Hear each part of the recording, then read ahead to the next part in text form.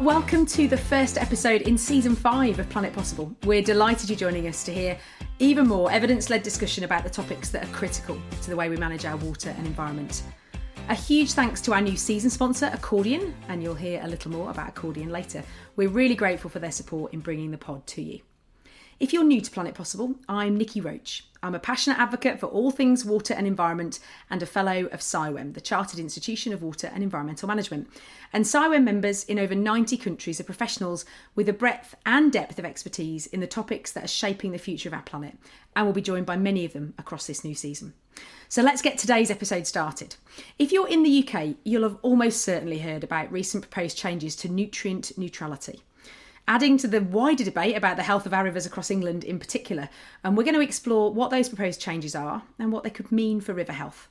We've got a fantastic interview coming up with the MP for Ludlow and the chair of the Environmental Audit Committee, Philip Dunne MP. And to help me navigate this topic, I'm joined by a superb co-host and CEO of Greenshank Environmental, Dr. Gabriel Connor-Streich. Hi, Gabriel. Welcome to Planet Possible. Thank you, Niki. Delighted you're here. So you've worked really closely with Natural England on developing aspects of nutrient neutrality guidance. So let's just start by doing a quick recap of what's being proposed to begin with. Nutrient neutrality has obviously been quite a contentious issue for quite a long time now. What's happened as a consequence of quite intense lobbying from particularly the HBF representing the house building sector, government have put an amendment into the Levelling Up and Regeneration Bill, often referred to as the LURB. That amendment has taken a nuclear approach to trying to remove the requirement for nutrient neutrality. So as it stands, nutrient neutrality basically requires housing developers in affected areas to purchase some form of offset in form of nutrient mitigation for the nutrient pollution that new housing will create.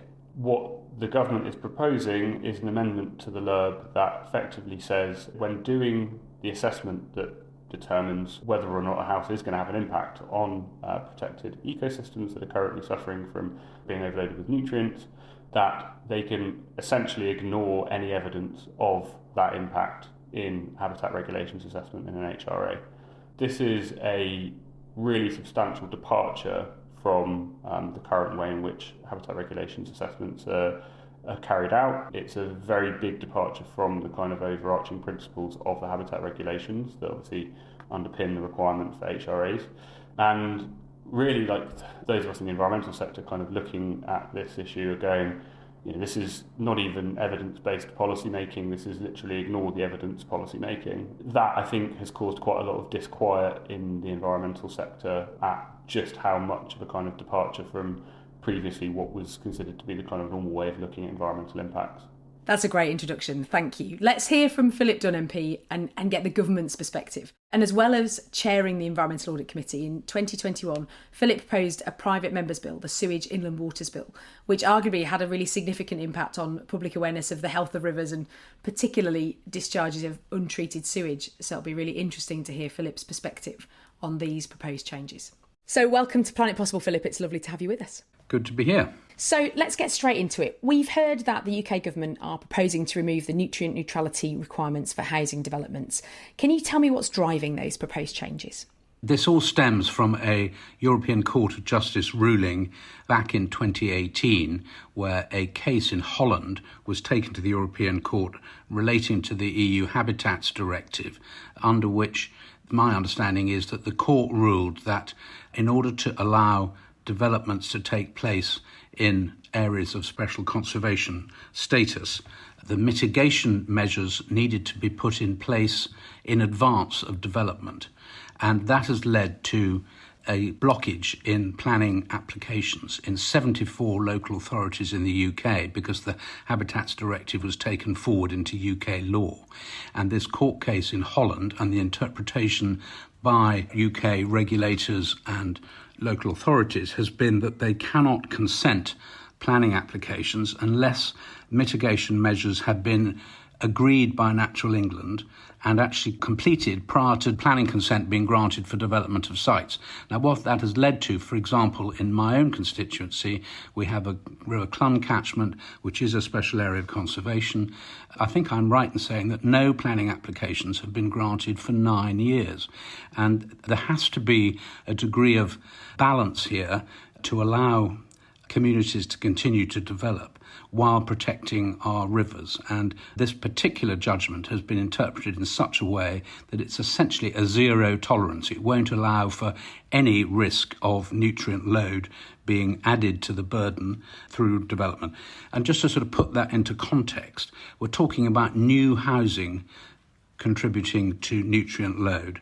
The vast majority in the work that we did on the Environmental Audit Committee looking at the very poor condition of our rivers, the vast majority was from existing water treatment plants for existing housing and commercial developments, contributing to just under 40% of the problem.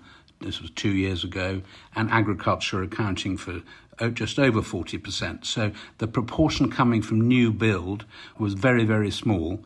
In the event of significant developments, then the water treatment works need to be upgraded to ensure that they can cope with that. But in my area, for example, there are applications for, in one case, as few as 10 properties, in another sort of 40 or 50, and another about 200. And in each of those cases, they have not been able to proceed because of the risk of nutrient load, which even with the additional on-site treatment, if they were off the mains drains, was regarded as excessive. And that's something which just had to be addressed. There has been some challenge, as you'll be well aware. Dame Glenys Stacey, the chair of the Office for Environmental Protection, has written to a range of Secretary of States this week, stating that the proposed changes would demonstrably reduce the level of environmental protection provided for in existing environmental law, and that the government has not adequately explained how, alongside such weakening of environmental law, new policy measures will ensure it still meets its objectives for water quality and protected site condition. What's your response to those concerns from the OEP? Well, I think the OEP is doing its job. It's pointing out that the law, as it currently is interpreted in the UK as a result of this case in Holland, which occurred before we left the EU, she's right that the law at the moment is being correctly interpreted. But the law in this case, in my view, is taking an extreme position. It's essentially a zero tolerance, no ability for developers, local authorities, or even Natural England really to have any latitude here. And that's why what is being proposed by the government is a change in the law so that for a period of time there can be some continued development with significant mitigation measures being introduced, but being introduced in a different way. Just take the example of my 10 social houses in my constituency that want to be built. Well, at the moment, under the current law, the local authority would have to be satisfied that mitigation measures had been approved by Natural England, that the mitigation had been undertaken by the developer, paid for by the social housing landlord, before the houses could be completed. So that requires a significant expense up front. And while I know that it's been easy to say this is a house builder's charter, actually it's a pragmatic solution to a significant problem. There are, I think the last estimate I saw was 145,000 housing under planning application across these 74 catchments are being held up. And that is a significant challenge for those local authority areas. And it's something that just had to be addressed in my view. You've raised the concerns that we've certainly heard around, is this a house builder's charter in your words? Are you concerned about the wider signals that this change sends to developers? So we've got targets around 10% biodiversity net gain. We've got Schedule 3 on SUDs coming through. Are we likely to see more changes in this same space that arguably relax or move the environmental protections that we've got in place in order to enable development? I don't think so, because I think this is a specific response to a very specific European court case and interpretation which we've had to carry over into UK law. We've put in place this groundbreaking 10% biodiversity net gain legislation that comes into effect before the end of the year, we expect. And that is genuinely, I don't often say this, but it's genuinely something which other countries have not done yet. And I don't see any suggestion that we will move away from that. Similarly, implementing Schedule 3 is something that we as a committee called for in our report over 2 years ago. The government have now said that they are going to introduce that in the UK, and they're consulting on how best to do that. So I think the political will is there to do it. Both of those measures will put significant pressure on developers to ensure that the new developments that they build will have separated foul and surface water drainage systems, which will not all connect into the most convenient passing drain and therefore put pressure onto the water treatment centres, but will be dealt with separately. And in addition, developers will have to improve biodiversity to a degree on site, but much of it will happen off site, and that will stimulate significant investment in natural capital and improving biodiversity and catchments across the country. So I think that is absolutely sort of at the heart of what this government is trying to do to improve nature, and will therefore continue. There is certainly a proposal to think about using planning conditions to shift the requirement to become a pre-commencement planning commission, so that mitigation doesn't slow down the planning process, but that we also ensure that it takes account of any additional nutrient load that might come from developments. Taking your point that 10 houses is very different to 1,000 houses, are there any other ways to do this? Because this feels like quite a severe approach, I suppose, really, to removing a protection. Are there any other opportunities that we could do something different here? Well, it's certainly worth looking at how the mitigation interplays with the sequencing of consent and development. I think the reason we've got this problem at the moment is because the mitigation has to be put in place in advance of completion of the development. You can't sell a single house, for example, if you're a house builder, until you've spent the mitigation and it is working. And that's caused the problem. So anything which reinforces that through the planning system, I think will lead to fewer houses being consented, because it's a disproportionate impact for the nutrient load that may be added into the system. There's an enormous amount of work being done to improve water treatment by water companies, upgrading their systems, and some of this announcement adds to that by increasing the amount of funding available in the short term. By 2030, there will be a legal requirement for water companies to make sure that they've upgraded their systems. So they are under significant pressure to make this investment over the next 7 years. The water companies have committed collectively £10 billion over the next 5-year pricing period to triple the investment in water treatment capacity and efficiency of their systems, so that we start to see these significant sewage discharges materially reduce, and that new developments don't exacerbate existing overstretched systems. So there's a lot of pressure already on the water companies to work with developers and local authorities and the public to reduce this problem that's arisen over the last 60 years or so. So we're about to see record levels of investment in improving river water quality, driven largely by the significant interest in the public and campaign groups and the government, much of which arguably was kickstarted by your private members bill in 2021. What I'm interested in is, do you think with the pace of this investment, we're getting the right balance of engineered versus catchment and nature-based solutions? I think that's a really good question. And actually what got me interested in the whole issue of water quality at the very beginning was trying to encourage more nature-based solutions for managing, in particular, new works where, there are big developments. They need to be looking at nature-based either in tandem or in place of more conventional treatment sources. So I think it's a really important issue. I think you're right that probably in the short term, the easiest way to deal with a system that's being overloaded is to use relatively quick to install increased capacity within an existing treatment plant, and that tends to be mechanical. But I think as the water companies plan their future capital investment, which is going to take decades, let's not kid ourselves, that for major new schemes they need to be considering a nature-based solution in every case. They may rule them out because there may not be the space in the right place to be able to do it. They may not be able to get access to the land.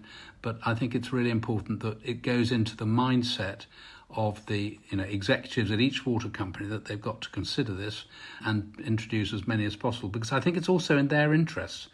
We don't have the data yet, but my expectation is that an integrated constructed wetland is going to be cheaper than a series of Olympic-sized concrete swimming pools. It's just likely to be so, I think, but we'll see. I'm very hopeful that we can try and provide greater coherence to how government encourages land use in the future, through farmers being encouraged to manage slurry better, through to measures which include within the Environmental Land Management Scheme the opportunity for wetlands and getting supported for using nature and encouraging nature across the piece, that will also flow into the way future developers undertake their biodiversity net gain by considering wetlands as part of the solution for managing effluent that their developments are creating. So I think there's a coherence that needs to be brought together across the piece, which will work in everybody's interest. That takes me really nicely, I think, onto my final question. So I ask every guest on Planet Possible to use the Planet Possible magic wand. If I pass it over to you and you could wave it and you could make anything possible, and given you've just talked about lots of things that need enablers, so we've heard about the role of agriculture, the role of integration here. So if I were to pass you the Planet Possible magic wand and you could make anything possible in this space, Philip, what would you do? Well, I think one of the things I've noticed as chairing the Environmental Audit Committee is that so often we find responsibilities divided as between ministers, departments, regulators, and the magic wand would be to allow a wastewater czar, I don't think anybody would want that title, but have somebody who has the ability to make things happen across the administrative boundaries that we set up across government, across the country, different tiers of government, so everybody has their own little fiefdom. That's how the system works. It's very difficult to see that changing, but if we were to create an individual or group of individuals who've got executive authority to make some of these things happen, then that would be the quickest way to ensure that they did. I can think of a few people that would quite like Wastewater Czar, I think, as a title. So you might be right. Brilliant. Philip, thank you so much for your time. It's been wonderful having you joining us on Planet Possible. Thanks so much, Niki. Bye-bye. So, Gabriel, what are your reflections on what you've just heard from Philip? I think as it goes within kind of responses we've heard from people on, the Conservative Party side of the debate, actually I'd give them credit saying it's probably slightly more balanced than I've heard, particularly from members of the government. This is a really complicated issue. There's a lot of nuance in the debate, and I think there's a lot of difficulty in fully understanding, where we're at with respect to dealing with the issue. Look at one thing that sort of Philip raised, possibly slightly misrepresenting the scale of the problem. He mentioned that there's been 9 years with no planning applications determined in the River Clun catchment.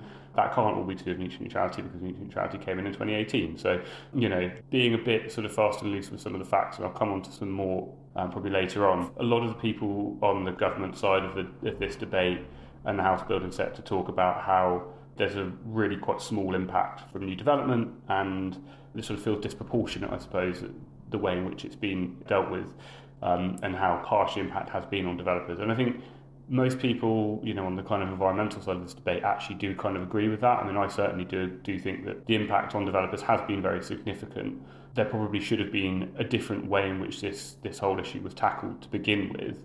However, this issue stems from the fact that we have a highly degraded environment to begin with. The canvas back is already broken. This is just saying don't keep putting straw onto it. We need to have a solution to this problem, and just kind of getting rid of the rules seems to be not really addressing what other potential alternatives could be put in place, and also not addressing the significant amount of work that's been done to bring solutions forward in actually what is a relatively short period of time, because this issue started impacting the Solent region first in back end of 2019, and then obviously spread a little bit to a few other areas, and then massively expanded in March last year. And that isn't actually a huge amount of time to sort of fundamentally change how we generally deal with these kind of problems. There's been a lot of progress to date that hasn't really been recognised, and I think there hasn't really been a kind of discussion around what kind of middle ground alternatives could be put in place that is somewhere between the current system that we have and just completely removing it.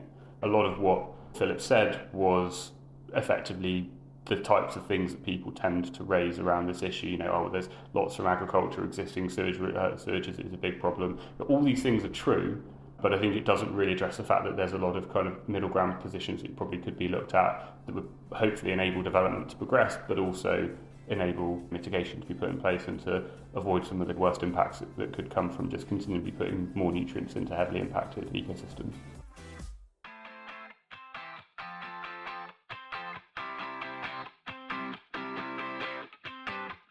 This season of Planet Possible is sponsored by Accordion. Accordion lets you choose the duration of any piece of video or audio content. Using Accordion, you can change the length of a podcast, keynote speech, training video, or anything else via a slider bar, keeping the essential information you need and losing the detail you don't. Think about how much time that could give back to you, your staff, customers or audience. Give it a try at accordion.live, and remember, you can listen to every episode of Planet Possible at accordion.live/Planet Possible.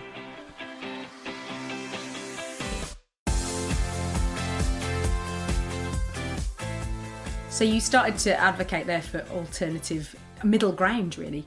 Give us a sense of the kind of things that you think could be an option, because we obviously put that to Philip and said, are there alternatives? And there was a degree of recognition that there might be, I think, which may be positive from your perspective. It was really good to hear him talking about the fact that nature-based solutions should provide a wider role in dealing with water quality issues, recognising a different way of looking at, say, the sequencing with which mitigation is required in the planning process. And that's actually very close to kind of what it is that we're proposing. What we've put forward to, and working with a lot of environmental NGOs to kind of push as a potential alternative to this, is effectively a change to where the requirement for mitigation is put within the process of obtaining planning permission. So at the moment, developers need to have a mitigation solution kind of fully fledged, functioning, or at least with enough guarantee that it's going to be functioning by the time the houses are occupied, that allows them to discharge their requirements with respect to nutrients. And they have to have that prior to obtaining any level, any point in the planning process. So even outline planning, people not familiar with the planning process, you go through different stages of obtaining planning permission. First stage being outline planning permission. You still have to have a nutrient mitigation solution kind of secured for whatever your development looks like at the outline planning stage. And it could well be, 2+ years between when a developer will get outline planning permission, or a land promoter, whoever it is looking at a particular development site, and then 2 to 3 years later you actually sort of start seeing space in the ground and houses being built, and then probably a bit longer after that, a year plus before those houses are occupied and the nutrient impact starts having an effect. So there is an opportunity here to change the way in which we requiring developers to basically show when they're going to have that mitigation in place. And what we're advocating for is probably moving the requirement to what would be called a pre-occupation planning condition, so they can effectively get all the way through to detailed planning consent with a pre-occupation condition on that planning consent that will say you just have to secure a mitigation scheme prior to those houses being occupied. We recognise one of the bits of feedback we've had from a lot of people in the development sector, and actually incidentally we have a couple of clients at Greenshank who we've talked to about how this will kind of factor into the way in which they actually do run developments. And one of the really interesting bits of feedback that we've had is when you have these kinds of conditions and there isn't a guarantee that you're able to basically discharge that condition, you're saying, well, we're relying on a mitigation scheme being in place, but actually we don't have one at the moment. That's a big risk for any kind of financiers of the developments to put their money in. They would need some kind of alternative that would basically mean that they can give their financiers of the developments enough confidence that they will still be able to build the houses even if mitigation isn't in place. And this is why we're looking at effectively using the kind of principle of derogation through the habitat regulations, although whether or not we use derogations specifically or some other kind of form of guidance that would look a bit like the kind of derogations process within the Habs regs. Just explain what you mean by derogations for those of us like me who don't understand what that means. There is a mechanism through the habitat regulations where if you know that you're going to have an impact on a protected site from a development, but it's not possible to put in place mitigation that basically removes that impact before it's happened, then you can use this derogations process, which effectively allows for, as long as some tests are met, you can effectively allow for what's called compensation. Compensation can sometimes happen with a bit of a time lag, so effectively you can kind of have the impact occur for a period before the compensatory measures are put in place. There is a legal framework within the habitat regulations that allows that to happen. We're kind of saying, actually there's a potential to be able to use a similar system if a developer gets to the point where they have to discharge their pre-occupation planning condition and there is literally still no mitigation available and none on the horizon at any point soon, then the derogations process or something similar to the derogations process could be used in order to basically provide that means for them to move forward, while they would basically pay a kind of levy charge into a sort of strategic mitigation pot that would then make sure that some kind of offset of that impact happens at a later date. And the feedback from some of our developer clients is like, actually those two things combined would provide enough certainty for them to be able to meet their requirements in terms of being able to borrow money to actually build these houses, and progress through the process from their side financially. These kind of detailed discussions around what an alternative could look like just don't really seem to have happened. The government has obviously come in with this very kind of nuclear amendment to the LURB, amending the habitat regulations. There hasn't really been a discussion about a middle ground at all. We're pretty confident that the approach that we're now working with and are speaking to Labour about and working with the NGOs and on pushing to get in front of the Lords has the backing from the environmental NGOs. They're happy with it as a middle ground approach. It's really important because they would otherwise look to block any approach that might be seen to be kind of watering down environmental protections. And also we think it should work with the development sector to give them what they need in order to have the certainty to progress their planning applications, which is obviously what they're really after. I think one of the really interesting things this issue is most of the developers in the affected areas are resigned, I suppose, is one way of putting it, to the fact that they are going to have to pay something to deal with this issue. Their main issue is speed and the fact that they don't see a way through this. And so we think these alternative approaches are a way through this for the development sector, while also making sure that their environmental impact is addressed. And when we talk about solutions here and reducing nutrient load, just to be really explicit, what kind of things need to go in order to ensure that when a new development of 1,000 houses appears, it doesn't have a detrimental impact on the health of the river? The main approaches that are being looked at by people who are looking to bring mitigation schemes forward are a set of different types of nature-based solution. One of the key ones that people are looking at is wetland schemes, so constructed wetlands that basically promote a whole load of processes that can take both nitrogen and phosphorus out of the environment. Phosphorus kind of gets sequestered within the wetland, and nitrogen can be cycled all the way through to a gas and let out to the atmosphere, so kind of removed permanently from the catchment system. Other approaches, we're looking at some more innovative approaches using drainage ditch management on farmland, so effectively kind of using ways of managing drainage ditches to kind of turn them into basically low-tech wetland systems that have the same processes being promoted as you get in constructed wetlands. We're also looking at installing beaver dam analogues, so effectively mimicking what beavers do, because beaver dams have also been shown to have a positive impact for nutrient sequestration and removal. And again, it's another way of creating something that looks like a wetland without necessarily having to kind of do the big heavy engineering work of a big constructed wetland. Riparian buffers are another potential solution. Obviously they've been used kind of much more widely for other reasons in kind of general agricultural diffuse pollution management. There are a couple of other things, like we want people to use SUDS more effectively. There's been recent guidance from Natural England on phosphorus removal in SUDS and how SUDS can be specified in a way that generates good levels of phosphorus removal. Doing sort of smaller things like upgrading septic tanks, so old septic tanks that are often a source of nutrient pollution in rural areas, replacing septic tanks for better on-site package treatment plants to basically result in mitigation through that route as well. So there's a suite of different things that we think are available to us, and it's now kind of a case of finding the right locations, the best locations where we can do these things where they yield the most reductions in nutrients for the given amount of land that's being put into them. Do you think we have the required skills and capacity within the UK at the moment to be able to deliver those types of solutions, so SUD, sustainable urban drainage, and nature-based solutions? If your proposed amendment to the proposed amendment gets taken up and the green light's pressed, can we do it, or does that then become a hold-up in the process? Because if this is all about speeding up development, does it just become a blocker somewhere else in the process, do you think?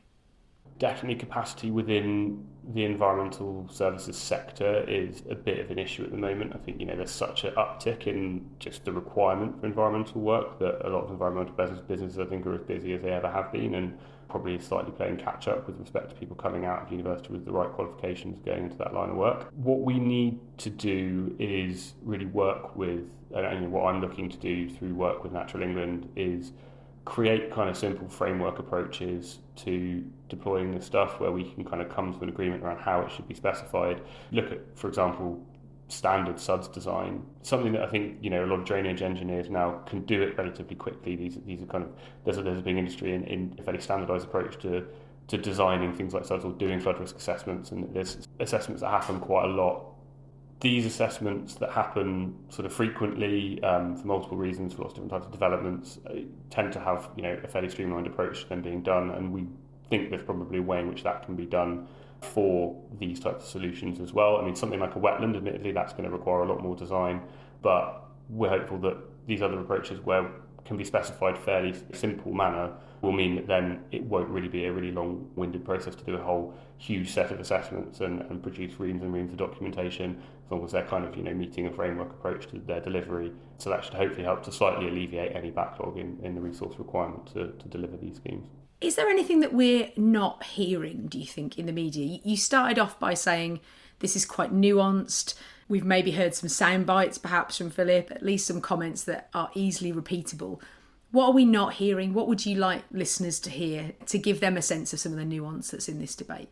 One of the things that is being pushed quite heavily by the government on the reasons as to why what they're doing isn't ultimately going to have a negative environmental impact, and they've focused quite a lot on what they're now terming like environmental outcomes, and it not having a negative, the whole package of what's been proposed as part of the Levelling Up Bill amendment as not resulting in kind of having adverse environmental outcomes. One of the things they're hanging their hat on quite a lot is the funding that's been promised. So as part of the announcements to do with this amendment, the government basically promised to double the funding from the current 140 million that's been pledged through a couple of different policies from government to tackle this issue to 280 million. And that's to basically pay for nutrient mitigation schemes. And they kind of said that this money would then be basically all routed via Natural England to basically procure nutrient mitigation. We know from a conversation last week with the House Builders Federation representative on this issue, James Stephens, that this money is not actually funded. It's an unfunded pledge from government, and that he's been basically tasked by the government with going to the development sector to voluntarily obtain this £140 million. And ultimately, we know that developers, if they're not being forced by some kind of policy or legislative requirement, won't just stump up money they don't think they have to. There's that issue where, the government's saying this isn't going to have an adverse effect on environmental outcomes because we're going to have this money here to finance the amount of mitigation that's required. Well, actually, that money isn't there. It's not a funded pledge. So I think that's a key issue that we really want people to be aware of, because I think that sort of slightly blows a hole in the government statements around not having adverse environmental outcomes. They're basically saying that because of this other stuff that's happening with wastewater treatment works upgrades that are being required as part of the Levelling Up Bill, that will kind of have the right effect and eventually mean that this issue is being dealt with by virtue of this kind of programme of upgrades to wastewater treatment works in the affected areas.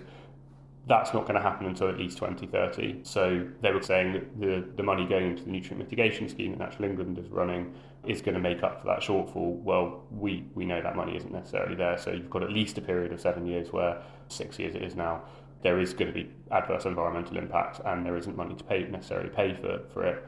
One of the other things that we want to flag is the fact that we know, based on the cost of mitigation in the market at the moment, that the 240, even if this 280 million is available, our estimate based on the House Builders Federation's numbers of how many houses are coming forward annually in the affected areas or should be coming forward annually in the affected areas up to 2030 means that the £280 million would only cover about, I think, somewhere between 10 to 15% of the required mitigation. Again, we've got this nice statements from government around funding and money and what's going to be there to pay for stuff, and it's just not enough, and it's also not actually even secured in any way.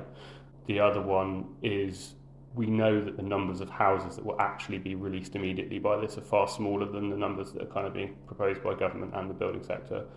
We've heard from James Stephens directly on this call last week that actually the number of houses that are at what's called reserved matters, they have almost nothing, barring potentially the nutrient mitigation issue to resolve, and could potentially kind of have houses built within around 12 months from when they receive planning permission. There are only about 40,000 houses of the 100,000 that's been cited as being, suddenly unblocked by this amendment that are at that stage. That was 18 months ago as well. So a number of those, we don't know how many, but a number of those are going to probably have secured nutrient mitigation already, and so that's probably actually some number lower than 40,000. And the HBF, so the Home Builders Federation, are themselves saying it's more like 140,000 houses that would be unlocked by this. So I think the impact of it, Rishi Sunak standing at a building site saying all 18 billion worth of houses being built and all these jobs, etc., is actually not really accurate. A lot of it will take quite a long time to come through, and in the time it could take for those additional houses, somewhere north of 60,000 houses to come through would probably be enough time to get mitigation in place in a lot of situations anyway. They're taking money away from funding the environmental, making sure there aren't adverse environmental outcomes, and actually, is it really going to deliver what they say it's going to deliver anyway? Two really big questions that I don't think anyone's really answered. That's really insightful. Thank you, Gabriel. It's really helpful to hear. Time always flies when we do these pods, but I've got time for one more question. So I always pass guests the Planet Possible magic wand and ask them what they'd like to make possible. What would you like to see happen next, if you could give it a wave? Wave the magic wand and have a system created whereby developers simply have to pay a levy in order to discharge their requirements, that we basically have at a catchment level a pot of money that is kind of accumulating as a consequence of developers paying that levy, that will then go into financing a strategic mitigation plan whereby the money can be used either to purchase mitigation from providers that are bringing it forward on their land, or from schemes that are being run by the planning authority or other third sector organisations. That way the developers would effectively just have to pay the money, discharge their requirements. They would then have a solution kind of done, and they would still be contributing towards dealing with the fact that there is an issue with respect to additional nutrient discharge from new housing, but they wouldn't have this barrier. And I think, like I said before, a lot of housing developers, they've now bought into the fact that this is an issue, that they do have to deal with it. They just want a way of simply discharging their requirements. And I think there's also a lot of other benefits to having those kind of strategic level catchment sort of scale schemes, where you could have a lot more kind of direction as to where you want to have these mitigation solutions. At the moment, the kind of current system is quite reactive, so ultimately schemes are kind of going where people can find land to deliver them and where that benefits the largest amount of houses. Whereas if you had a kind of more strategic scheme, we have actually put forward proposals of this nature, but we don't have time now for this to work through the levelling up bill and have a change of this scale occur. But you'd be able to have all sorts of other benefits, like making it dovetail with local nature recovery strategies, and considering where you can kind of have mitigation to deal with some edge cases that really struggle to mitigate their kind of requirements already because of sort of market forces. That would be the best way through this, and I think a lot of people we've spoken to agree that is the solution we probably should have come to at the beginning of this issue. What's really interesting is what you've just described is quite similar to what Philip described in terms of, I think he called it a wastewater czar, didn't he? But, that kind of cut through all of the silos, catchment level, strategic view of what the right thing to do is. So, it gives me a degree of hope that both of you, coming at this from quite different perspectives in some respects, are recognising the importance of that joined up landscape scale thinking, really, and catchment scale thinking. So I'm holding on to that hope, Gabriel. But unfortunately, time has flown and we are already at the end of the episode. So a huge thank you to you for joining us. I hope you found the conversation really insightful. I hope it's given you something to think about in your world. You can subscribe to the pod on your usual podcast player to never miss an episode. And as ever, we love to hear your ratings and reviews too. I can't wait to share the rest of the season with you. All that leaves me to say is a huge thank you to our guest today, Philip Dunne MP, and my excellent co-host, Gabriel Connor-Streich. Thanks, Gabriel.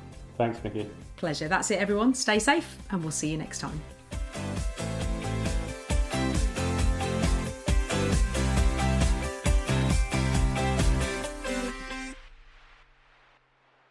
Planet Possible is produced by Bwlb.